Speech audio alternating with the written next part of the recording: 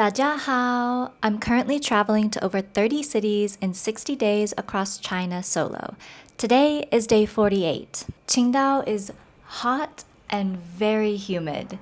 It sits along the coastline, so it just gets all of this fog, especially in the morning, that settles in and makes it extremely muggy and humid. I had to stop about 4 kilometers into my run and take a water break, and I really didn't end up going that far anyways because it was just so hot and humid out. I cleaned up a little and then got some work done before heading out to explore the city.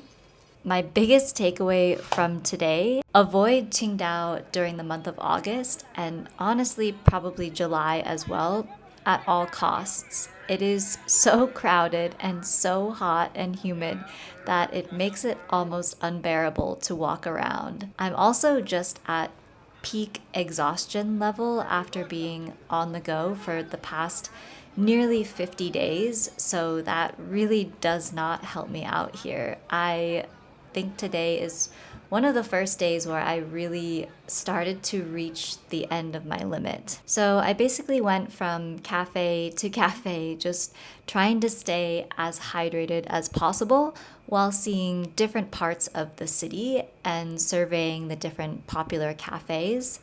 Qingdao has some really interesting architecture. It really does remind you of European city, almost like Lisbon. It has quite a lot of hills and up and downs and a really nice view of the ocean in places.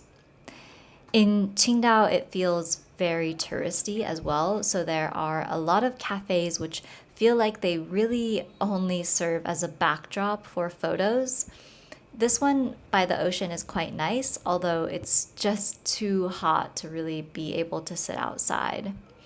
Some of the cafes I went to had only been open for a few months, but they were already so popular that there was at least a 30 minutes waiting time for them. I think my favorite cafe from today is probably this last one that I went to up in one of the parks near a radio tower.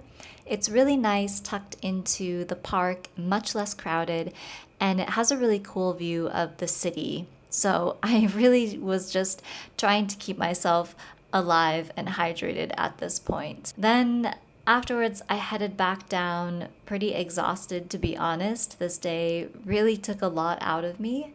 So I ended it at my favorite tea place, Tea Stone, with my favorite rose tea. And that's a wrap on day 48. Tomorrow is another very long day, so stay tuned.